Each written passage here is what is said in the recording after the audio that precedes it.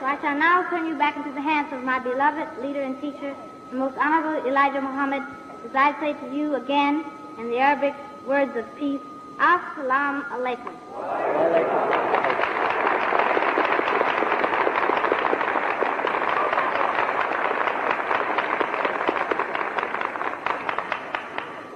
Do we have another one?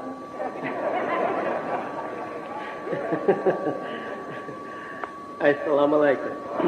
Brothers and sisters, we could stay here all this afternoon listening to these young sisters. Yes, Islam have plenty for you. In fact about it, we have a whole new heaven and a new earth for you. That's what we have.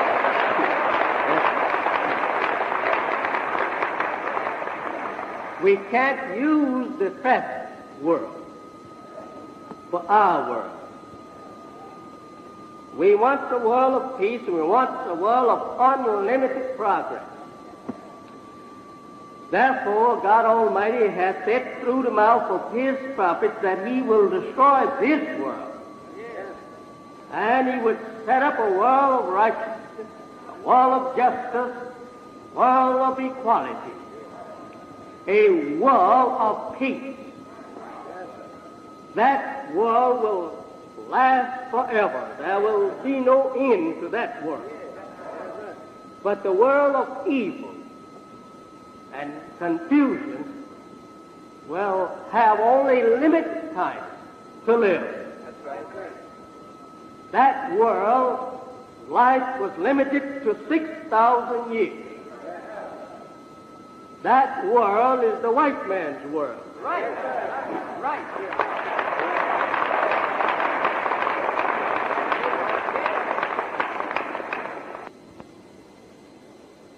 People. And declare you of everything. No, I'm not here to preach against no one. I'm here to just tell the truth.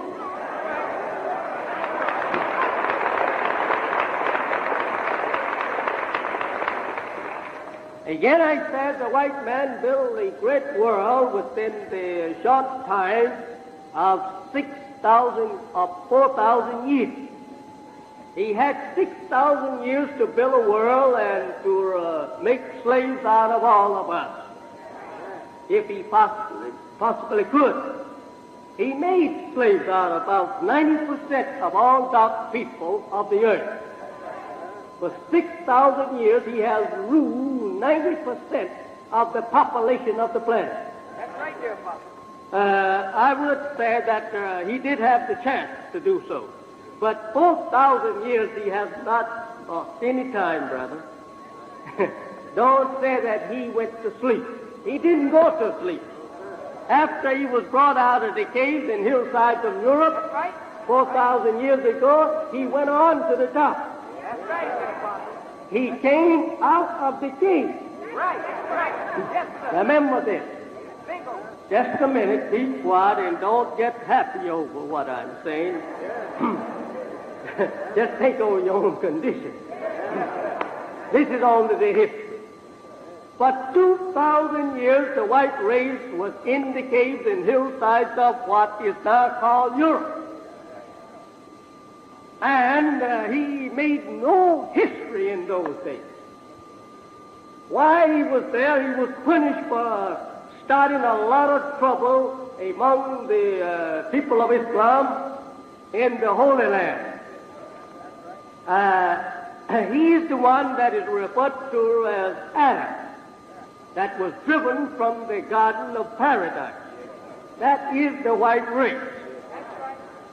They are the Adamic people.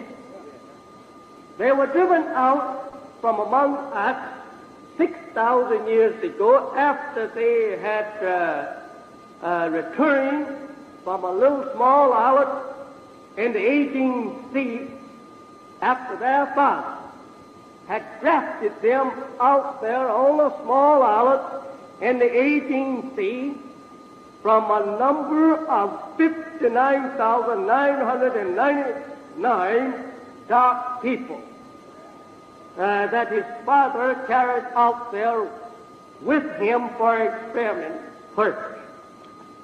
He experimented on this 59,999 black men and women for 600 years. At the end of 600 years, he grafted the white race, as they are called by you, from that 59,999 black people. Their father, while he was studying germs in the laboratory, around 18 years of age, he was around 18 years old, he learned that in the black man there were two people, a brown one and a black one. And while studying the two germs, he gotten the idea that if I can separate, if he could separate the two germs, the brown one from the black one, and graft this brown germ into its last stage, he could make a white man. And he said, the only way to do that, I will have to kill the black one and save the brown one until I can drive the brown one into another color. Yellow, red, from those other two colors, I will carry him into the final state, which will be pale white. By killing the darker one off all the time, not allowing the lighter one to marry on to the darker one. Keep the lighter one married on to the lighter one until they produce the baby that you call white. After producing a white baby, there would be no other color that you could get from the black germ. That would be the last stage of the black germ. In fact about it, you will have no more black. You will have no more brown. You will have no more yellow or red. That will be a new person altogether. The white one became not of body. After being grafted, he became not one of either of these, black, brown, yellow, or red. The fifth color became an independent color then to itself. There would be no other color that you could get from the black germ. That would be the last stage of the black germ. In fact about it, you will have no more black. This is the way this race was created, not from the dust of the earth, as you have a symbolic picture in Genesis there and in the Holy Quran. This is only to hide the real secret of the making of the man. And it thus can be considered the low, humble organ of the man. He was made from a very low, weak, humble part of straw. Now, the black germ is stronger than the brown germ. The black germ is the original. The browner is a little weaker than the black. What happened to the black after the father of the Caucasian race? He was called Caucasian after he had been grafted out of the darker people. Caucasian means this with us: weak bones and stale face. After being grafted out of the black man, he became weak physically, and his color became a stale color. To us, we call it stale face. And the actual frame weight of the man and the entire physical form was weaker than that which it was grafted from. Any time that you graft anything out of the original, the grafted is weaker than the original. Take the donkey from the, from the horse. He's weaker, or we call the mule, from the donkey and the horse. He's weaker than the horse. Is that right? He's not a horse, but he's something grafted out of the horse. Is that right? All right, then. Let us move on. Take the orange, lemon, and the grapefruit. The grapefruit is not as good a fruit as the orange nor the lemon. Is that right? Why? Because it's grafted. It is a grafted fruit from the two. Well, now, this is very easy. And you have a reading in the Bible concerning the races under the olive tree, the original olive tree, and the wild branch olive that has been grafted into the tree and has ruled the tree for a time. Now, this is only symbolic talk, and it's only referring to the white race. The white race was grafted out of the original dark people and then made to rule the tree that it came from. And they have ruled the tree that they came from for the last 6,000 years. Now, I say I give them credit for what they have done, and that is the way of the original man, is to try out everything. He has been an experimenting God ever since he had a universe. We are not a people that will sit still and wait. We always is trying out a new thing, experimenting on the heavens, experimenting on the people, experimenting on the birds, the elements, and everything. As the white man have that same knowledge. The white man have experimented on all life. There's no life that he has not experimented on. That right? Everything that life that comes within his knowledge, he taken that life and experimented on it, and he brought it under control. That right? You have it in the Bible that Adam was given the power to rule everything. That's the white race. And they were to rule everything and subdue it, or make it to bow to them, even the fish of the sea. And that's right. The white man has even tamed the fish of the sea. He has tamed every element that he captured. He has made that element to bow to his power. Is that right? And his wisdom. He has made the birds to bow to his wisdom. Is that right? He has made everything to submit to his authority. Go, Adam, and everything shall bow to you. Now, in the Holy Quran, it said, even the angels were asked to submit to Adam. And they all submitted. Is that right? Submitted how? It would be absolutely sin for God to tell the angels of heaven to follow a sinful man. Now, how is this sin, Muhammad? It is not that they was asked to submit and do as Adam say, or his race tells them to do of evil. But what is meant there, these angels, means the great scientists of that us that you read of there in the Genesis. In the Holy Quran, the Holy Quran reads, we created the heavens and the earth. We created man. We know what man's heart even suggests to him. We are the makers of the heavens and the earth. We, not I, but we. That's the way this Holy Quran reads. To tell me that I don't speak Greek nor read Greek, but to tell me the Greek Bible uses the same, we. All right? Now let us look and find this solution to our problem right in this word, we. If we, I say, understand the truth today, that we was first, we will be the last. We went to sleep, slept 6,000 years, and allowed Adam and his race to rule. Now, Adam and his race have ruled us 6,000 years, right?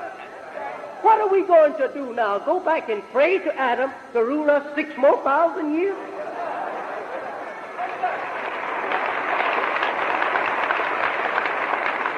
Are you asking Muhammad to submit to Adam when Adam's time is out?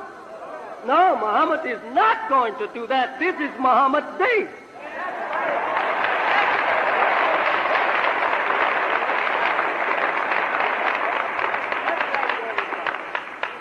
Yes, I repeat, this is Muhammad's day.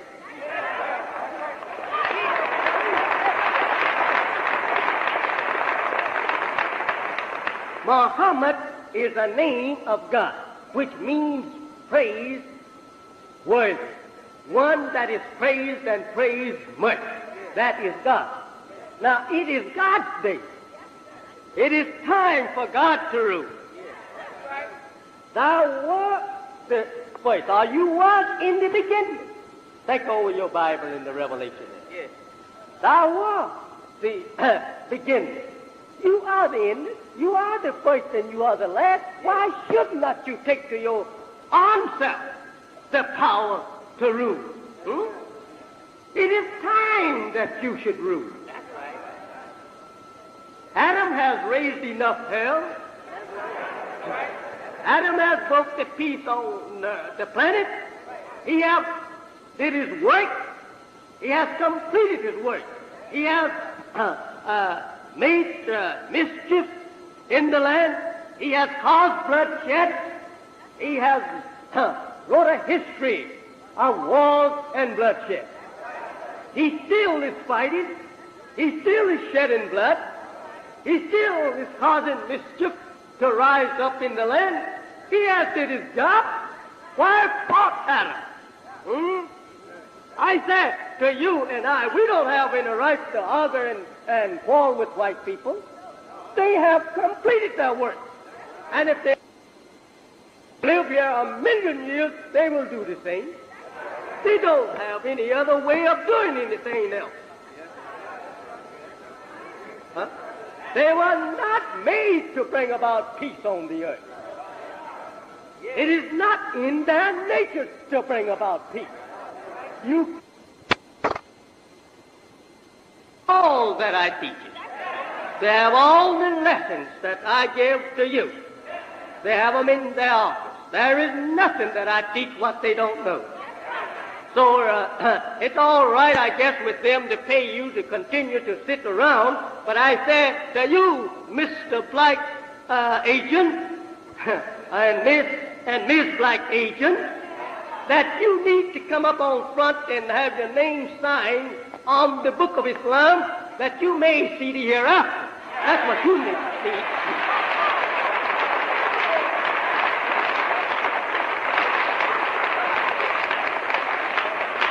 They boast that they have their agent all the time. One FBI agent said one day, he says, I was at the temple Sunday, meaning his stool fishing. He always boasts that they have our people that dumb to stool on each other. That makes a fool out of you and I. To accept 10 cents or $10 million to stool on one another. It makes you a fool and an unfit member for your own nation.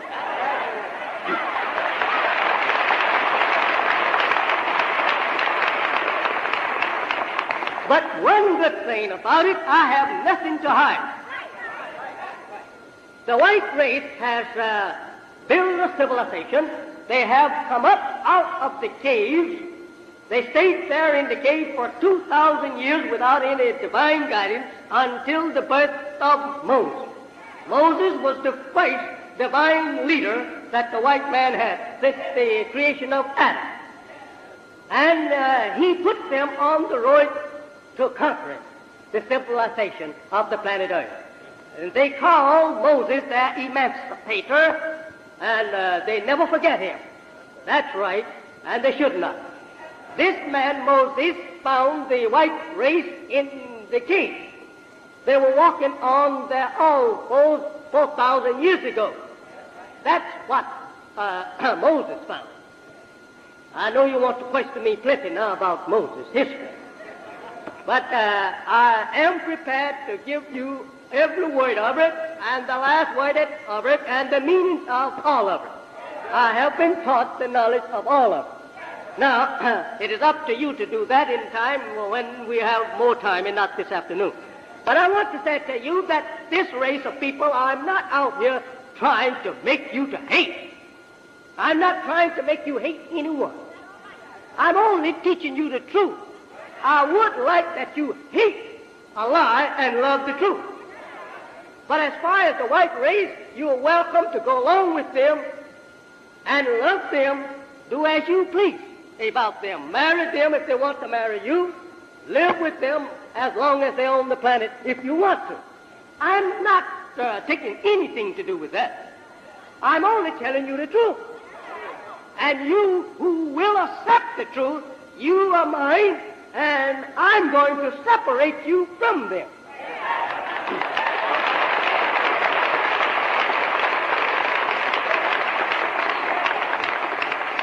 I don't want anything that they say that is there. I don't want to marry them, nor do I want my children to ever marry them.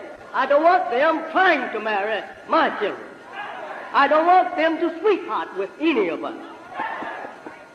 I don't want to change my color, and I know they don't want to change theirs. So I said the most best policy that ever could be established and carried out to the very letter and spirit, that is to keep black man and white man separated. What right you and I look like want to be white?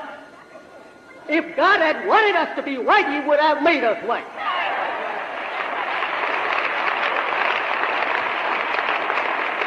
What right do the white man want to be black? His nature don't teach him that. His nature teaches him to be the color that he found himself in and try and rule black. That was the nature put in him, to rule the black man. And he has been doing a successful job of it. But happened today that you and I are living in, there came another that is greater than the father of the Caucasian race. Caucasian, remember, means weak bone and stale face. After being grafted out of the black man, the white man became white, and but he had no more black eyes. His eyes appeared blue. This is not, say, real blue eye. It is the reflection of the civilization of that man in the blood. The blood is not blue. It is red, like yours and mine. But there is a reflection of blue, showing the weakness through the grafting of that man in his eyes. You find it in the Holy Quran here, on page 636 of Muhammad Ali's translation of the Holy Quran. I think it's 1922 or 25, any one of those translations. You will find it. It says, or rather refers to the white man as the blue eye that God would give. On the day when the trumpet is blown, we, the Holy Quran, say, we will gather the guilty blue eye, making a distinguish in the people. In the Bible, you have lots of parables. It says there in one parable that Jesus makes parable of the world, the white man's world has been tares that has grown among wheat, and that like the harvester or the husband gathers this fruit or this form of wheat, when harvesting time comes around, he takes that wheat grain and he goes and thrashes the husk away from it, and he takes the wheat kernel makes flour out of it. Grinds the grain up and makes flour. Is that right? All right. Well, he takes that home and puts it into a barrel or in a sack. He protects that. Is that right? But the husk or the bread, he throw it away. That little shuck on the grain of wheat, he throw it away. Is that right? He didn't want to eat that. Well, he's showing you a picture of two people. The people that will be destroyed is the people that is less in both physical and mental than the original. And the original must be taken into the protection of God, that particular original that is among the tares. That must be saved. But the tares must be burned. All of this is a true picture of the two races. Among you and I today there is both black and white. But the judgment is seeking to judge with justice upon the two races. Is that right? That's right. But really the judgment is set to clear one and to condemn the other. Again, he makes a parable of the two races as being sheep and goats. That's right. The goats to the left, which means to the wrong side, or evil side, or to the weaker side. To the left of us is weak. Hanging over here, arm, is weaker than the right. So he made a picture of the two races there, in the goat and the sheep. The sheep here to my right and the goats to my left. I don't want the goat, but I want the sheep. I will eat the sheep. I will use the sheep's wool to make clothes, to cover my body and to warm my body. And I will put his flesh on the inside to strengthen the body. Is that right? All right, but I can't use the goat. I don't like the goat. I don't like his flesh. He don't have much of a wool here that I like. And I don't like the goat. I can't trust the goat. He's always getting into making mischief. Is that right? He will char all of my laundry off the line out there. He will eat anything. Is that right? You just can't feed this sheep anything. Artificial food, you just can't give it to the sheep. No, you got to give the sheep the right food. Is that right? But the goat over here will eat anything. So it is with the Caucasian race. They will eat anything. But the Muslim people won't eat anything. The white race or the Caucasian race is forbidden to eat swine. But they will eat it and call it their prized dish. Is that right? The Muslim people will not allow you to bring a hog on their territory.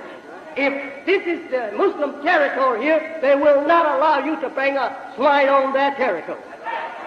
And the Jews was forbidden to eat this flesh or to even touch this flesh. Now the Christian people gobbles it down and even try to find some defense for eating it in the Bible. But I don't think they have anything. But yet they try to say that when Jesus comes, he didn't condemn anything.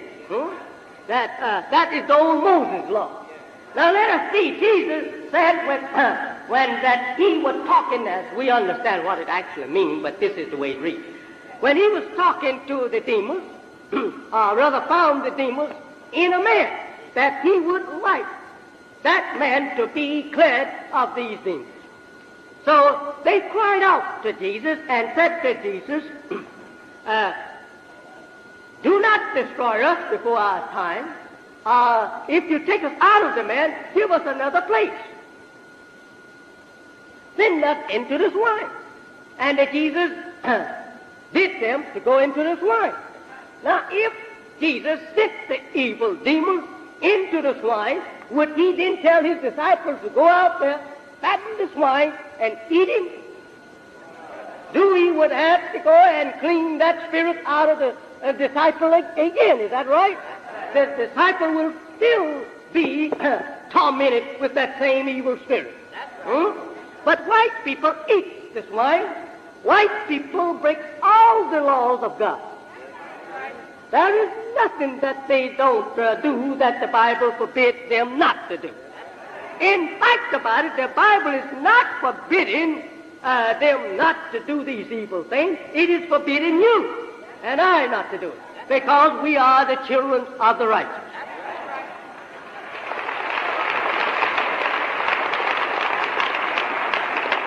The Bible says, thou shalt not drink wine. Thou shalt not look on it. Is that right? Thou shalt not touch the swine, not even touch the carcass of a swine, not to think over eating it. Right? Okay. The biggest Christian is America's look like today. And the greatest swine eaters is on the earth.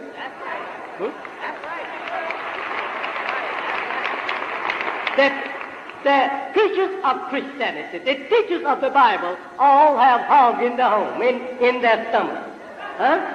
Okay, then, don't say that you don't care nothing about what he says. Oh, yes, I will. I will make you care something about what I'm saying. You said that you're a Christian. You said that you live for Jesus. Jesus did not eat hog. Jesus did not drink intoxicating drink. Jesus did not chew tobacco or smoke tobacco. Jesus did not get drunk. Jesus didn't rob.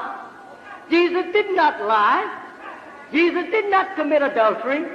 Jesus did not break peace in homes, or did he go to war against nations? Right?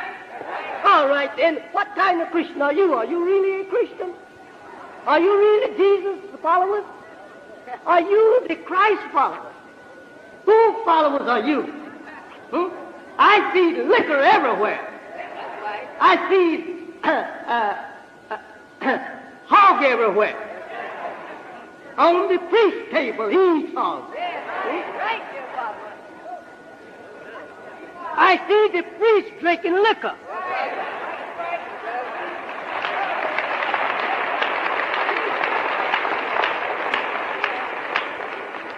I didn't come here to make you angry. I just come to tell you the truth.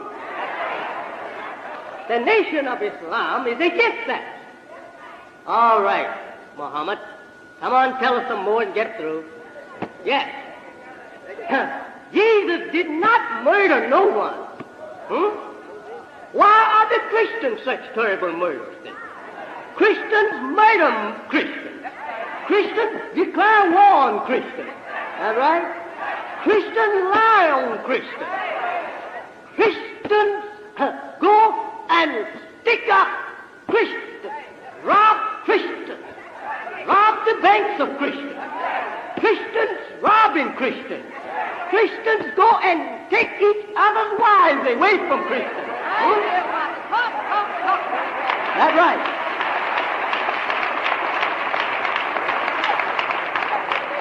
Christians enslave Christians, right? You are a black Christian, and you are enslaved to white Christians.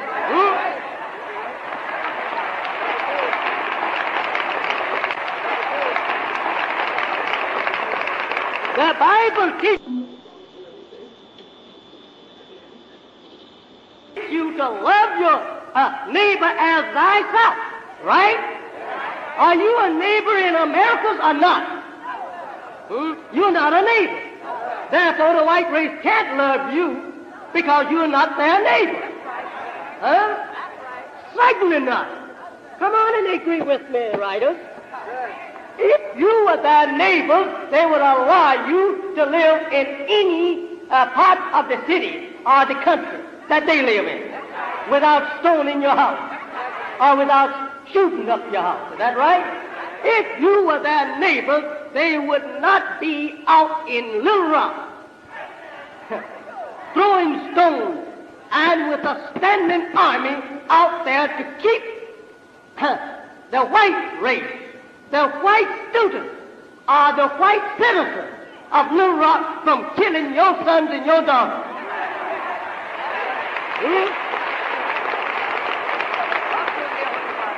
You say, I don't want no teachings of Elijah because he teaches race hatred. Mister, let me tell you one thing here this afternoon.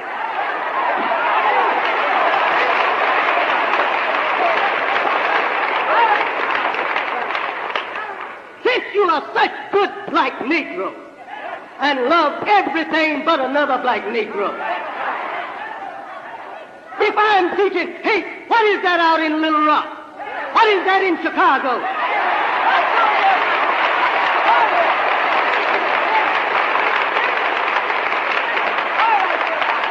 If I'm teaching hate, what is that in Harlem? Huh?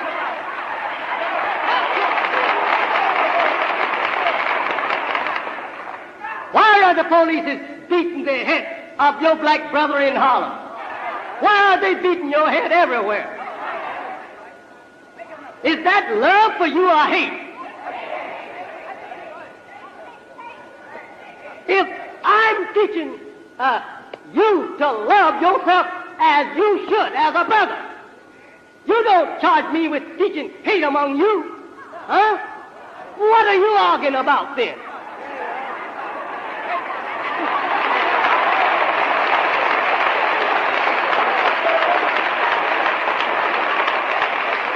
If I teach you that you and I should love each other as brothers, fight and die for each other as brothers, be in unity as brothers, defend our brother and our brother's wife, and he, in turn, trying to defend mine, defend our woman, protect our woman, and love your black brother as you love your black self. If I teach you that, can you say I'm teaching hate? No. What are you charging me with hate? What are you charging me with hate teaching?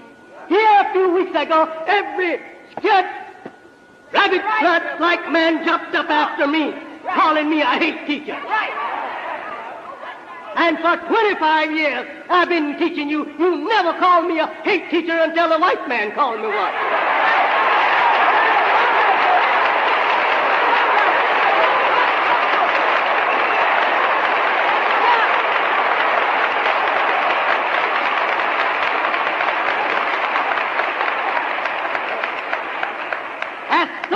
They branded me as a hate teacher. They didn't have to publish that but one time. You never have tried to say anything of the good that I'm doing for you. But you've taken a hold of all the evil that they charged me with. Flying through the streets, closing your door. Some of those old race hate people. What race are we teaching you to hate? If we are teaching you to love yourself, and we are proving it, here I have thousands of followers throughout the country. Hundreds of thousands. What are you talking about? I'm teaching hate. How can I teach hate to these people?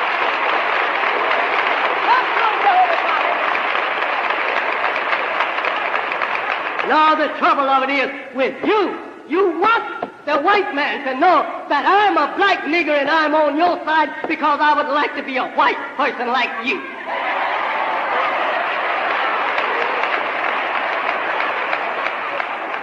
I'm so sick of a lot of old coward people, I don't know what to do.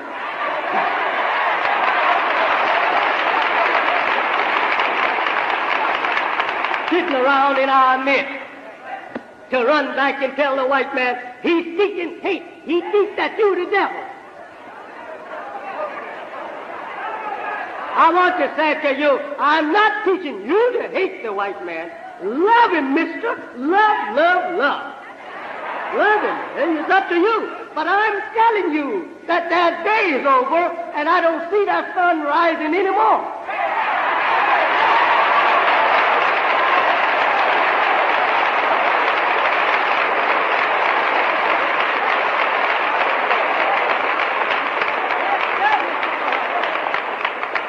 Even such feasible charge as teaching that the doom of the white man could be made a charge against Muhammad, while all of his white scientists is teaching their own doom.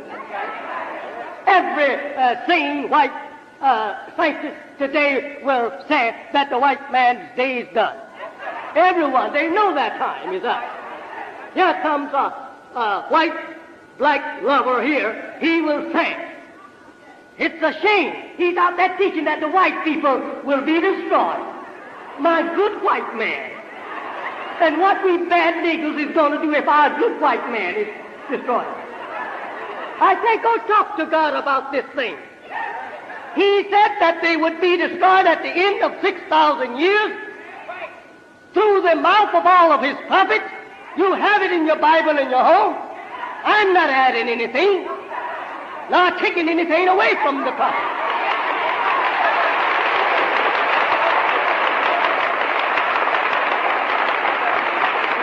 If the white man's time is up, it is up. And if I tell you it is up, Mr. Fool, and you don't want to believe it's up, pick on around. It don't make me no difference.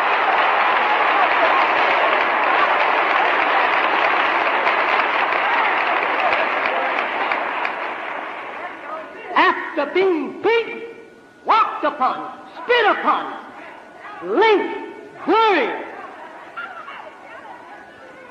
weighted down in chains and balls of iron, sold from one plantation to another for 3 long centuries. Now overnight you love your slave master so well that you defy God to even talk about removing them from the planet, and will kill all of his prophets and messengers if they talk about the white man is not to live forever, or that the white man is the devil. Even though God says so, don't you say so. Because I love it. Love him, mister. Love him, but go back and read. The Bible says that the devil will be destroyed and all of his followers.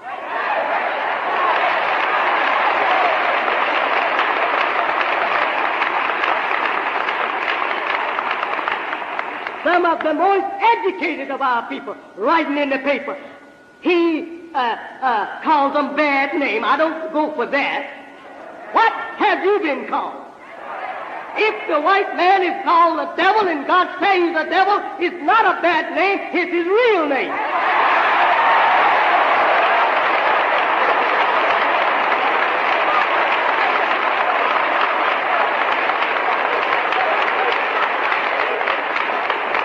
I don't care where he's from. He can be from New York of England, or he can be from Harvard, Yale, or Smith University. I don't care where you are from, Mr. White Man. Any white scholar wants to contend with me that the race is not selfish. By nature, I'm willing to be hung out there on the street, 60 feet in the air, and dropped by every inch of those 60 feet to the earth. I will prove to them they are a race of devils. They are that. Who knows any better than Allah? Who knows any better than you and I, who have suffered at their hands for 400 years? Who knows any better?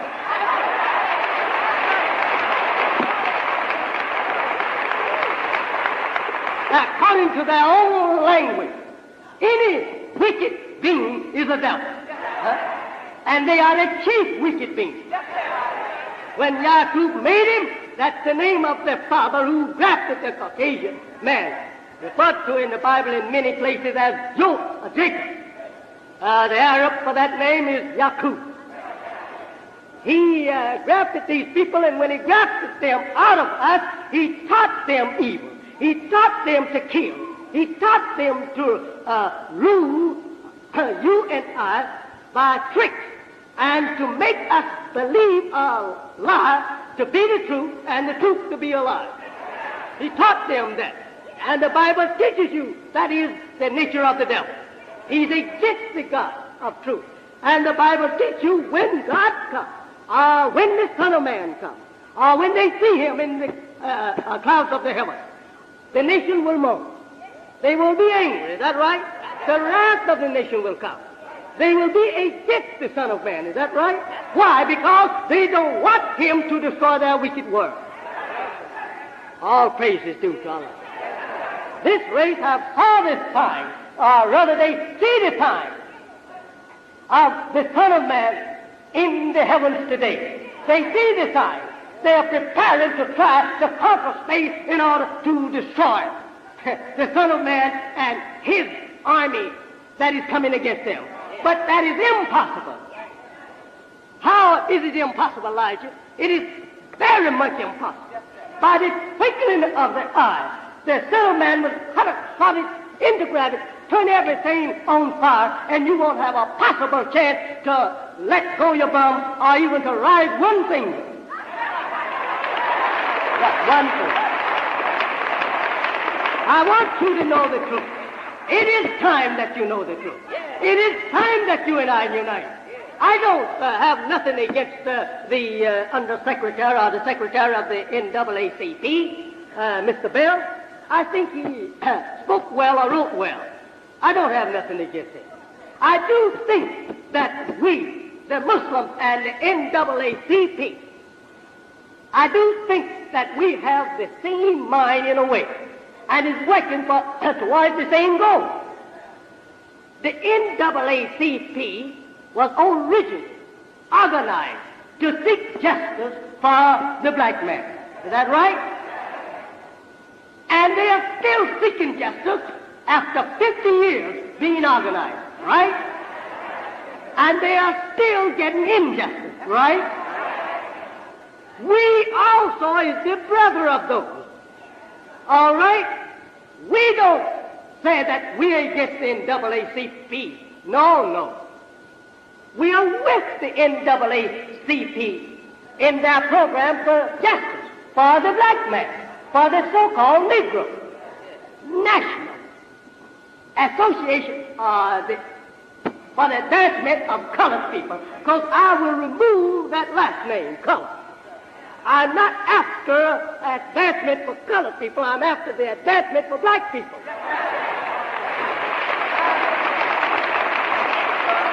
But I say to the black NAACP, don't think we Muslims is against you.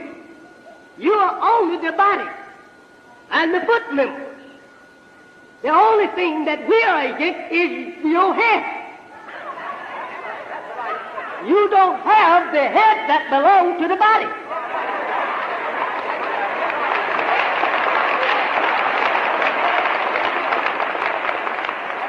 How can a black body be successful with a white head? That's against nature, is that right?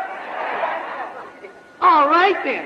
If you will just get the head that belongs to your body, you will find all the Muslims with you.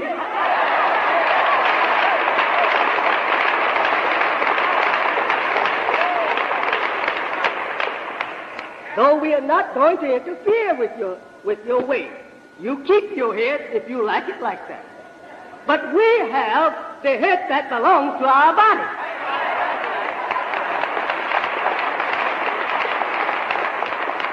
You will never be able to get freedom, justice, and equality from your slave master, not as long as he is a member of the white race. It is not in their nature. They will not take their razor and cut their throat. If they give you freedom, justice, and equality, that's like them pulling out a razor out of their pocket, slashing their own throat. So wake up, black brother, wake up, black sister, wake up, black brother, wake up, black father and mother. Let's get together. Let you and I get together.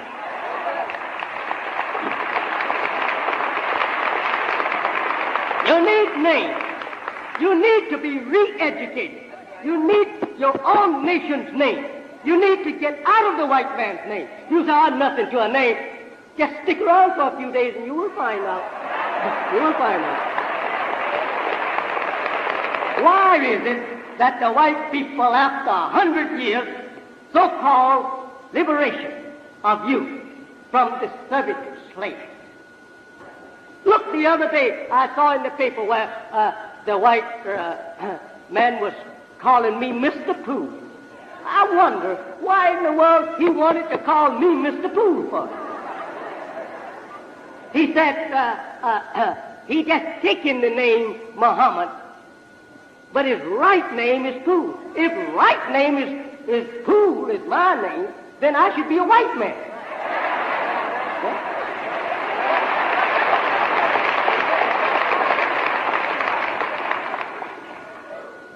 Pooh, Mr. Pooh. Think over that, calling me Mr. Pooh. He wanted me to be himself so bad. He would like that I be Mr. White Pooh. But I'm not white. I don't call myself after white people. What I look like representing myself after white people when I'm not white. But they would like that you do so. What is the secret reason for that? They know that this is the end of their time.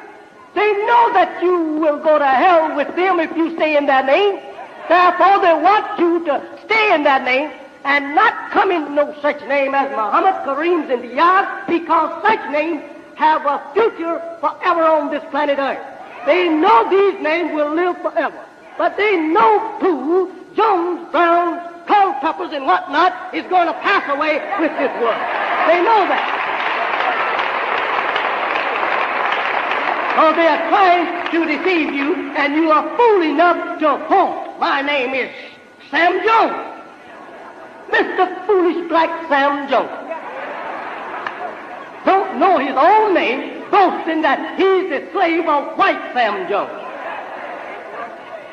With the arm full of diplomas and degrees, here he goes, I am Sam Jones, American Negro. With all of those degrees, he have not as yet learned that he's not Sam Jones, nor is he a Negro.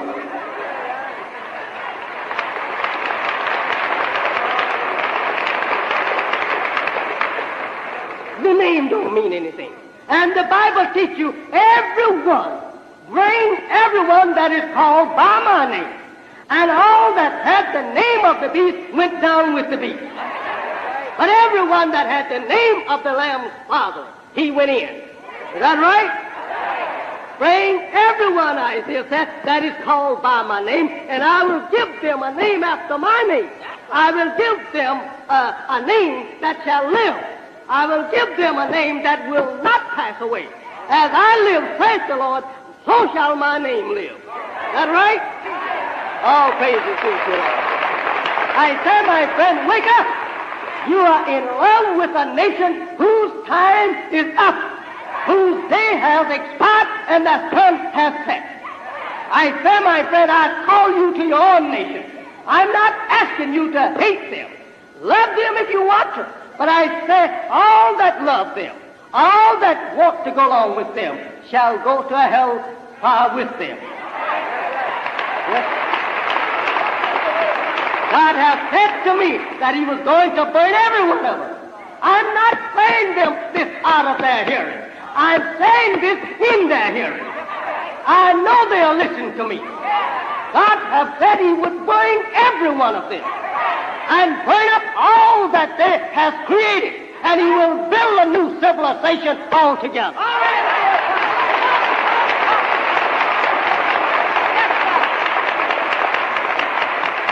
I'm sorry. I was too late. The time is just about up. I want to say to you, I have a letter here that I must read. But I feel like that.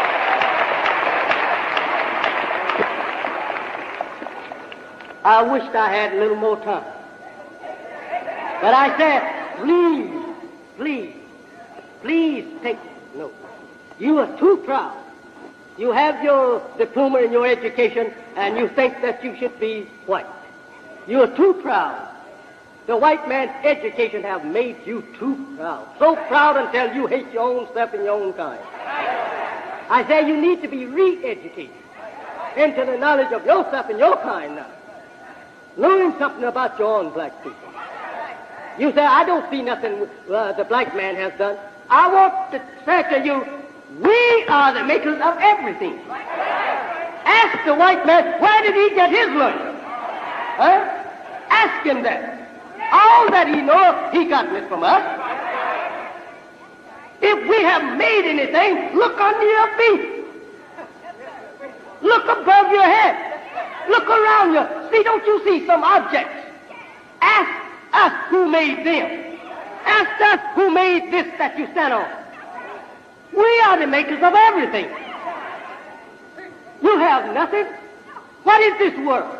As the Holy One teach you and I, it is nothing but a world of sporting play.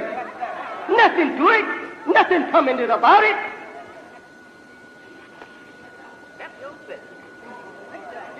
We make worlds of worlds. Stick around and see.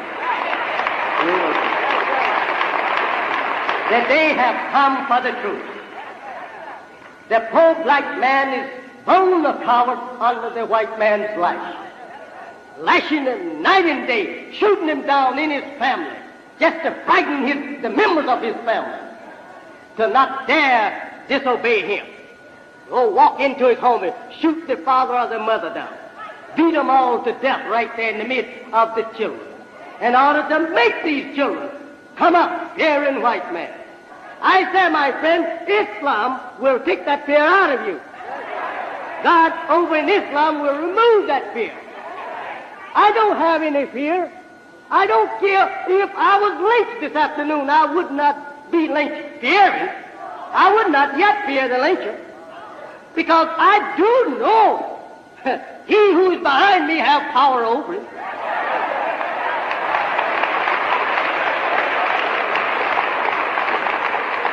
Come, one of you here, pardon me, the time is up.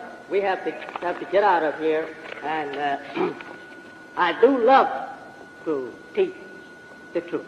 I do love to see you come out to listen to the truth. But I said to you, my friend, you are sitting here. I must tell you this before you go.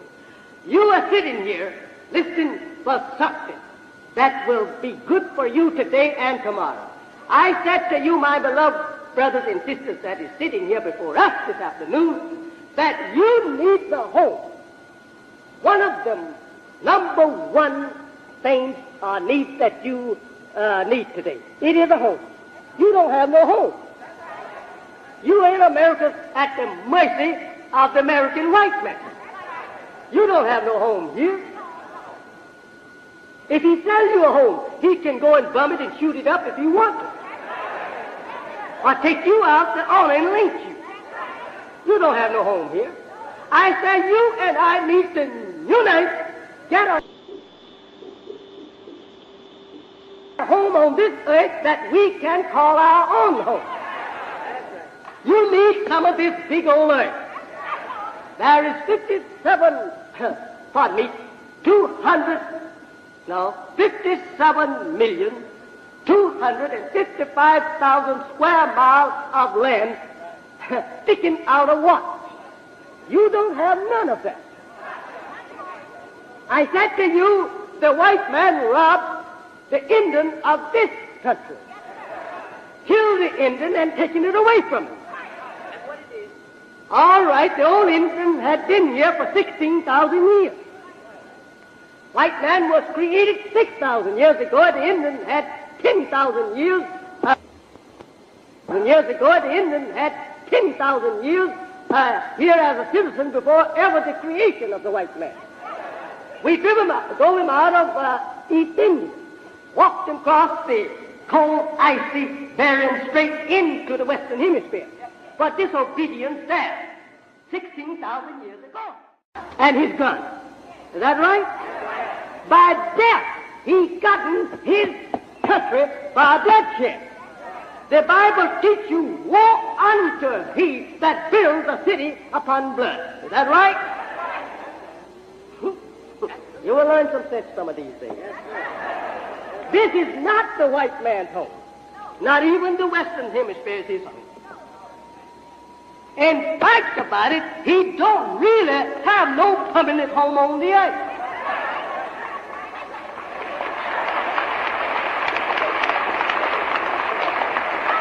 You and I need the home. Let you and I get together, get us a home to ourselves on this old planet Earth, and stay out of the white man's house. And then we will live in peace, get along with each other, in peace, and we will feel more at home when we can look around and see every member in our house black members. But when we look around in a house and we see black, brown, yellow, red, white, these colors all cannot get along in peace together. They must be separated. And think about it, the Bible teaches you that God even is as much separated the races one day. Is that right? And that He will in the last day separate the people. Is that right? All right, then what are you arguing about? No white man will talk like that. White man says, stay white, white man. Yeah, the Negro, don't say stay white. Let us be your brother, and we all married together. We're all God's people. We're all from one Father. We're not from one Father. Our Father is not their Father, and His Father is not our Father. As the Bible teaches you in John there in the 8th chapter around the 44th verse, it says that Jesus says, your father is the devil. And if you were the children of Abraham, you would love me. Taking these people out from even the nation of Abraham and even of being the people of the true God. You are the children of the devil. I know your father. Your father was a liar and a murderer from the beginning. And I saw your father fall from heaven. He referred to the fall of Adam from the Garden of Eden in those words. And the murder, Adam was a murderer and his children murdered. Is that right? And the whole race of the Adamic people today are liars and murderers. Right? If I'm not right, then shoot me down. Then if I'm right, keep me standing up.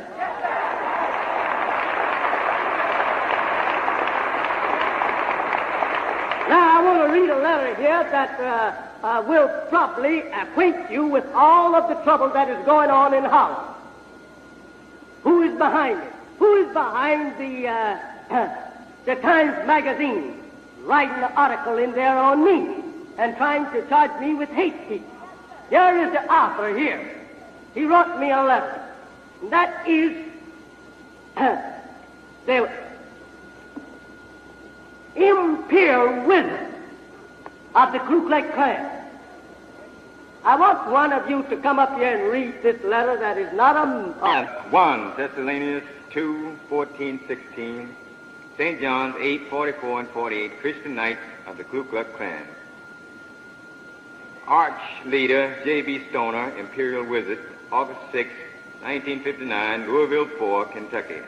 Suite B, 702 Barrett Avenue, corner of Barrett and Broadway.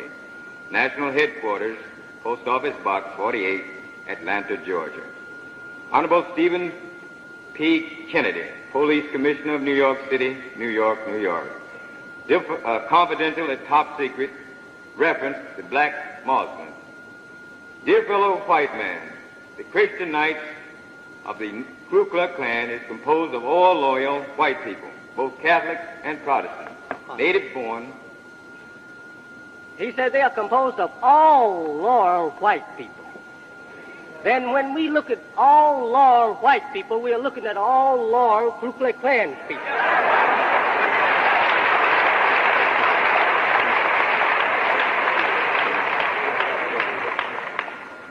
Native born and foreign born, young and old, we are working to unite all of the forces of the white Christendom in the struggle to preserve the great white race. To preserve, pardon me, just listen to what he said. To preserve the great white race. Who is going to preserve the great black race? When you here want to be white. Well, now, who's going to preserve the black man? If you want to go over and be white, or let them absorb you and your color, who is going to preserve the black man? God and Elijah will try and preserve them.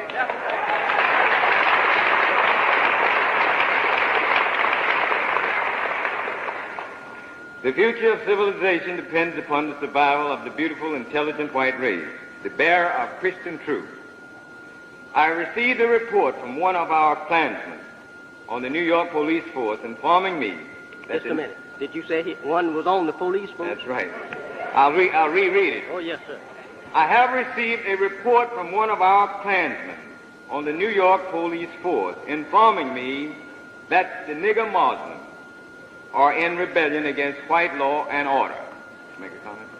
Now, he says that he has received from one of his Klansmen that is on the police force that we, the Muslims, pardon me, we, the nigger Muslims, are in rebellion against white law and order. I want that leader of the Ku Klux Klan to prove to us one instance where we ever have rebelled against the law of New York. On one instance, or anywhere in the country. I wished I could take him to Congress, and he and I sit down face to face with a mic, a national hookup, and let everybody see he and I talk together. I would like to do that.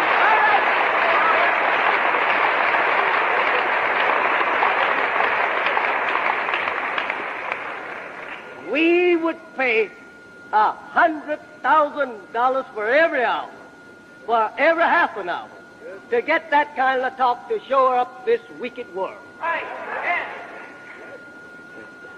He reports that those blacks have no respect for you honest white Christian policemen.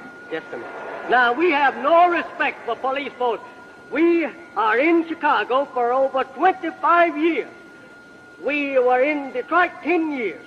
We go all over this country. What police is out there can say to us that we disobey them or their orders? We are the best law-abiding citizens there is in the country when it comes to not making trouble. We don't make trouble. What we look like trying to rebel against the law and order of the country with nothing but our hands. We don't carry knife, gun, pistol, or nothing.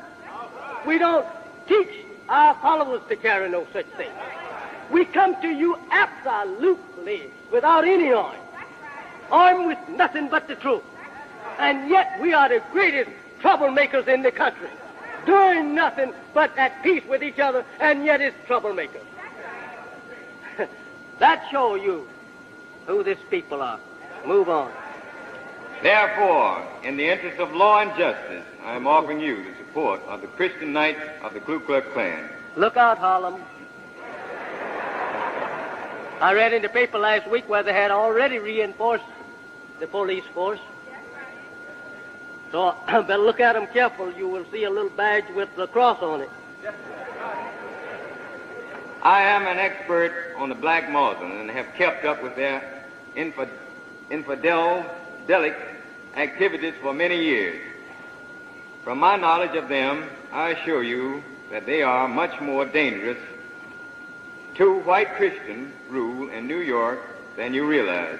You and I must join forces to stop the black Muslims now, or they will soon drive every white person out of New York City.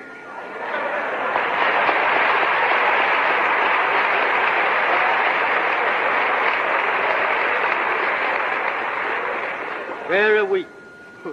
The largest city in the world will then be all-nigger city of black supremacy, where white black Muslims conquering New York is for my Christian Knights and your New York police to join hands and work together to uphold white Christian supremacy.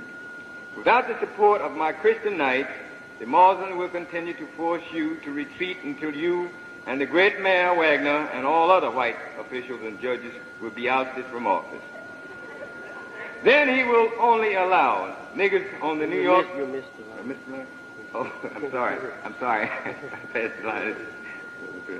Without the support of my Christian Knights, the Muslims will continue to force you to retreat until you and the great Mayor Wagner and all other white officials and judges will be ousted from office. Elijah Muhammad will then give your jobs to a nigger and put in a nigger as mayor of New York, then he will only allow niggers on the New York City Council, and all judges and all policemen will be niggers.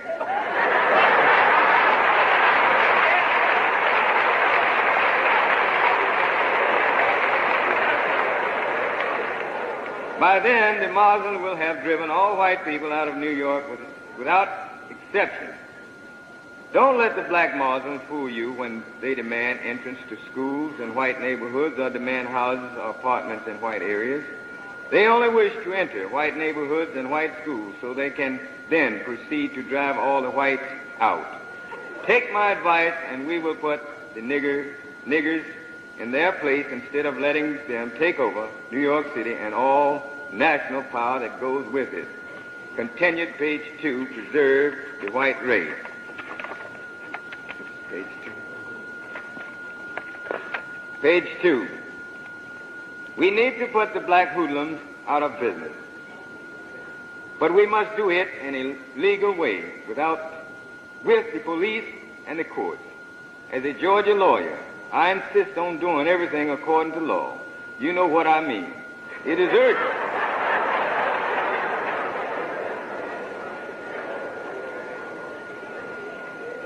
It is urgent that you persuade the officials of the state of New York to immediately repeal all ordinances and laws that prevent whites from discriminating against Negroes, because those evil laws constitute an open invitation to all the niggers in the South to move to New York City, where they will strengthen the Muslim and subject that giant metropolis to black supremacy.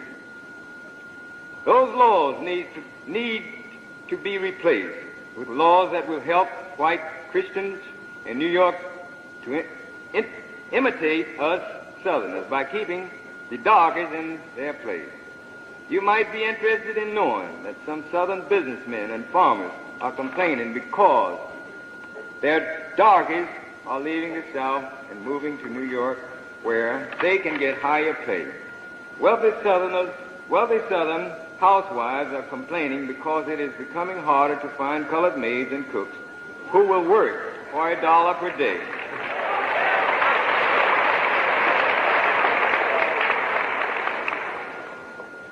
They want you to send them back and cut out those high wages for niggers in New York.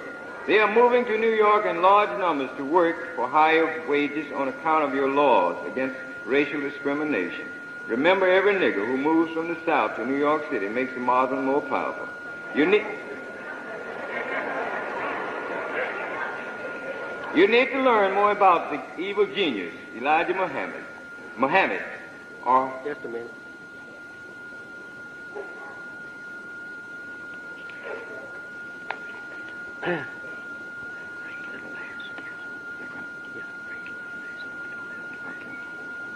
Elijah Muhammad, or you will never stop him and his niggers from taking over your city. He claims to be the reincarnation of that infidelic 7th century prophet, Muhammad, who almost conquered the known world, and he may be him because he is much more clever than the other niggers.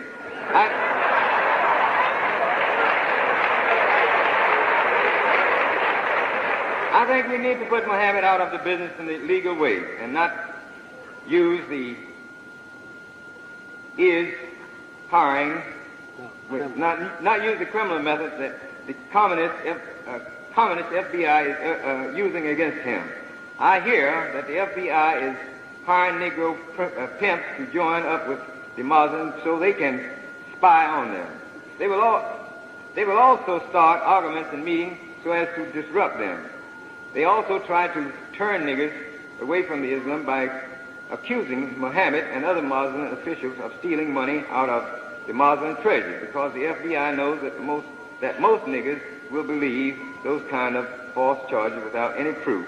Even though I would enjoy seeing Muhammad hanged from a Harlem lamppost, I have to admit that he does not steal from his own followers. We are both familiar enough with the red FBI methods to know that the FBI plans to frame the Muslim by having niggers, FBI pimps, use violence and then blame it on the Muslim instead of using illegal FBI police state methods. I suggest that we put the Muslim out of business with the white Christian methods that have worked so well in the South besides. Any spies you put among the Muslims will probably be killed. Those Muslims are the meanest niggas in the world.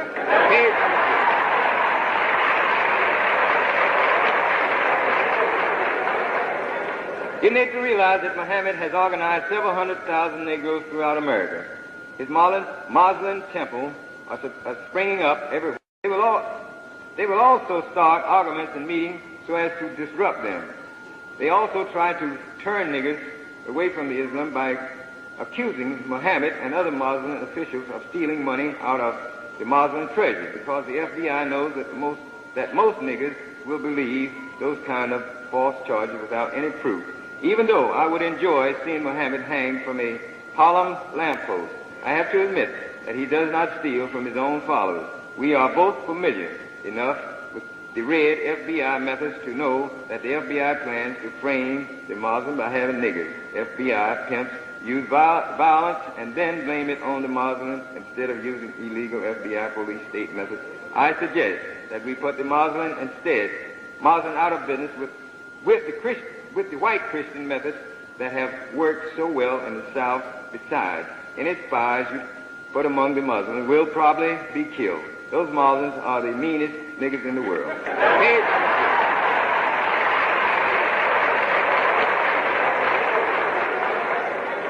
You need to realize that Muhammad has organized several 100,000 Negroes throughout America. His Muslim temple are springing up everywhere. He has several temples in my home city of Atlanta. If you were a student of race, you would know that Christianity is the white man's religion and has only been successful in white countries, whereas the Muslim religion, Islam, is a nigger religion which appeals to the nigger, black racial instinct. That is why the Muslims grow stronger every day, even though every nigger that becomes a Muslim will go to hell when he dies. If we fail to stop the Muslims now, the 16 million Negroes of America will all soon be Muslim, and you will never be able to stop them. Reports from Christian missionaries say that Islam is sweeping over all of Africa, so don't underestimate the Muslims. Up to and including its edition, copyrighted in 1956, the Encyclopedia Britannica admitted that under the heading of Negro, that the nigger is closer to the anthropoid ape than the white man is in every respect except one. It also reveals that the nigger to be natural, born cannibal. For more information about the facts of race, I suggest you read Take Your Choice, Separation, or Mongrelization it is, by the late U.S. Senator Bilbo of Mississippi and the White American, by Ernest Severe Cox. Both are in the Library of Congress. Another valuable race book is The Cult of Equality by Stuart O. Landry, 305 Charters, New Orleans, Louisiana. Therefore, you can easily see that your problem is with black savage. We will help you put the blacks in their place before they turn all of your great cities into a barbaric jungle. The NAACP is a bad gang, but I assure you that the Muslims are 10 times more dangerous. The NAACP is a cream puff compared to the black Islam. The NAACP likes white people so much that its members try to associate with us whites every day.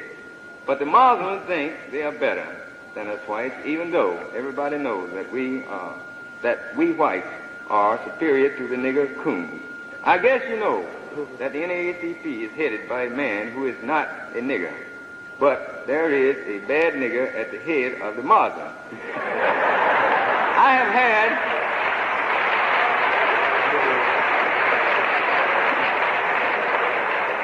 I've had white Christian friends write to many magazines inciting them to denounce Muhammad and his Muslims so as to scare many cowed Negroes away from him.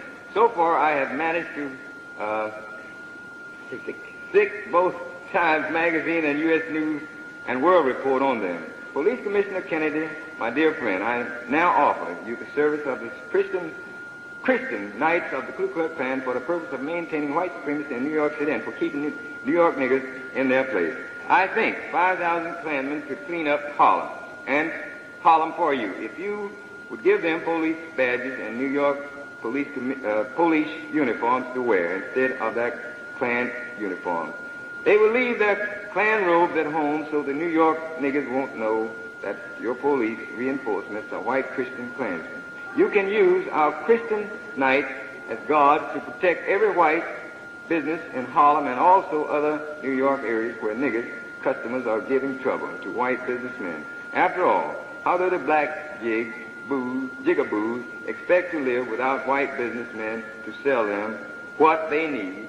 You can also use our Klansmen to escort white salesmen into Harlem and other parts of New York City that are suffering from the black plague. I will expect you to supply my Klansmen with police pistols so they won't have to carry their own pistols. They will also require machine guns, riot guns, tear gas, and big clubs. They will especially want some big sticks with iron inside the wood so they can crack hard niggas' skulls. Niggas have thicker skulls and smaller skulls than we whites. In your police uniform, my Klansmen will teach New York niggas to respect white Christian policemen.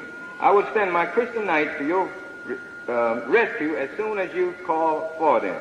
Do you want to keep the plan secret or make them public? If we give publicity to these plans, the yellow-livered, cowardly darkies would probably start shaking in their shoes and showing proper respect for white people before the arrival of the Ku Klux Klan. Please advise. In case you decide to keep our plan secret, remember that the secret might leak out.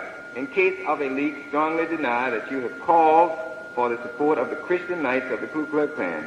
I want you to jump up and down and scream when you tell the newspapermen that you are not working together in case our plan leaks out. That will keep them from saying anything. Tell your superiors to take their choice. You can either accept our support and have white supremacy in your giant city, or you can retreat and abandon New York City to Elijah Muhammad, his Muslim and his black supremacy. I know we will enjoy working together to roll back the black locusts. Together, my dear friends, we will save New York City for the white race, the race that built civilization. In the Christian bond of white racial brotherhood, I remain yours truly, yours of Christ, for Christ, race and country. The Imperial Wizard of the Ku Klux Klan. Thank you. Brothers and sisters, just a minute. We thank the brother for reading this letter to you. Our time is just about up here, but here's a letter that he wrote me directly. He sent me a copy of this commissioner's letter. I don't know why he wanted to send me the copy of the commissioner's letter, but he sent me also a copy of my letter, but we don't have time to or rather sent to me a letter directly to me. And we don't have time to read this letter, but I will say to you, the brother may read just 3 lines, or first paragraph here. Infidel, I have your black Muslim on the run, and I will soon put you out of business. That being the case, why don't you dissolve your Muslim niggas organization or Islam and tell your darkies to go home and be good niggas and to stay in their place? Muhammad, you don't have a chance against me because I am using other niggas against you. Some niggas work for me for pay, and others work for me because they are cowards, and some of them work for me because they know I am right.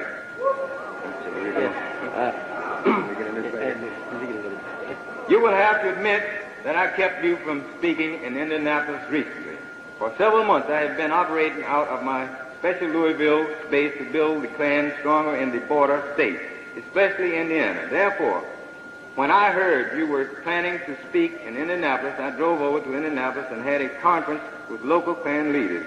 They told me I had nothing to worry about because they would scare the coward Negroes in Indianapolis. They then got prominent people to call on Reverend Harding and other leaders of the nigger community in Indianapolis and headed you off. We were also able to frighten you and your black friends with the police. Of course, I told them to threaten you. with other laws instead of that unconstitutional law that says you can't hate anybody, whatever that means. Yes. Thank you, brother. Thank you very much. Brothers and sisters, you have heard these letters read, and a part of another letter here, which I would like that you heard the whole entire 2 pages of it. And you will find out that this translator boasts that he has the preachers of the church on his side, and that several of them is working directly with him. And I don't think that they actually know that they are working with him, but this is enough for them to learn. And this is enough for you to know what they are doing against you. Think over these things. They like to beat your head. They like to kill you. They like to deprive you of justice. They don't want you enjoying the same freedom that they enjoy. They don't want you in a good home. They don't want you in their neighborhood. They don't want you in their country. So why should not you and I unite and get out of their country? Let's get out from among them. Will everyone please hold your seat just for one more minute until our beloved leader and teacher finishes. Please hold your seat for just a few more moments. Thank you.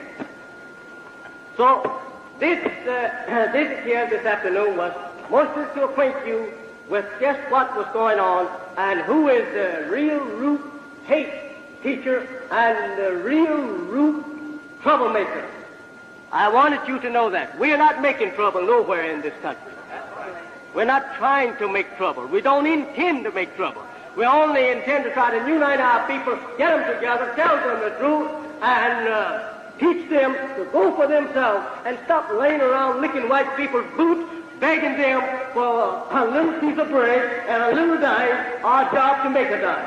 Let us unite and get together, take our black woman to ourselves, and protect her from the white lynchers and from the white rapers. And if we can't do that, then let us go commit suicide ourselves. Because we're not fit to be a race of people if we cannot protect ourselves and our woman. We just cannot be fit to be called a race of people. The white people are coming in your own houses today, walking in the street, grabbing up your guns off the street, raping them, doing whatever they please. Your paper is full of that stuff every week. I say, let you and I unite together, beat our children back in the house, and stop them from trying to be white children. Stop them from mixing with them even as much. Stop our woman from painting her face like white people. Stop our woman from dyeing her hair like white women. Stop our woman from rouging her lips like white women. Make our woman be our woman. Give her a home to herself. And then the world will respect you. You can't be respected over here crying to be white, crying to have white people to allow you to marry them. You can never be respected. Who wants a people like that? And what man is fit to be called a man who will allow his wife to sit right in his face, dye his hair, her hair, like white people's hair, then paint her face like white people? Right there and then I tell my wife, since you want to be one of them, get out of here and go to them, and don't never come back this way anymore. If a white man saw his wife trying to blacken her face, blacken her hair, blacken her eyes, and her eyebrows to look like black niggers, he would kill her. I say, my friend, wake up and be a man yourself. And stop standing around arguing with each other. As soon as a leader rises up among you to help you, you are ready to stone him. And you can try and stone me if you want to. I'm going to try and love and make unity for you. You do whatever you want. I'm never going to throw a stone at you. But I have someone behind me that will throw stones at you. So don't bother with throwing stones today. Bother about trying to make unity among the black man and try to be the black man's brother everywhere you find him on the planet. That's your best bet today, is to try to be in unity with all dark people. Stop trying to be in unity with the people that don't want you. They hate you and call you a D-black so-and-so and so. Get out of that people's face. Stop begging them to live in their community. Stop moving in their community. Stop picking your black child up around their white children in their school, forcing them to admit your children. Go ask them to build you a school. Go ask them to give you the textbooks that they have. Go ask them to finance your school until you're able to finance it for yourself. And your children will be better children for the future. Instead of trying to make them stick up over there in a white school where they are stoned, kicked out, cursed, and called all kinds of ugly names. You're a fool for doing so, trying to break the way into a man's house that is kicking you out. Get out of his house and go for yourself. This earth is large enough for you and I to live on it. Ourselves, not in the white man's house. The white man wants America, let him have America. Let you and I go elsewhere, where we came from. Stop making trouble for yourself. And him too. If he's through with you and I, he has freed you and I, let's act like free men. Go for our free self. I thank you. This is our conclusion. Sorry we had to stay up to the last very minute. This is the very minute. Thank you, but all who would like to line up here and give their names to us, that you are joining the unity of the black man, I say, come on up. Come right on up. All of you that would like to join up with us, come on here and take the name as quick as possible. Come on over here. Come on and join up with us. Let's have unity among us.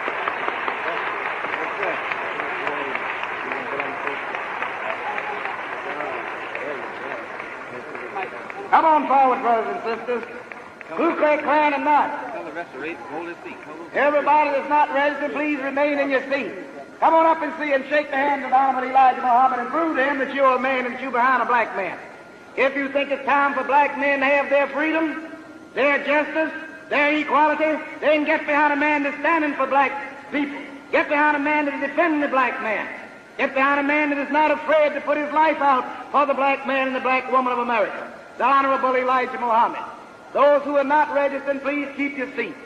But if you are a black man and think it's time for black people to get behind black men, stop calling the Ku Klux Klan, then come on.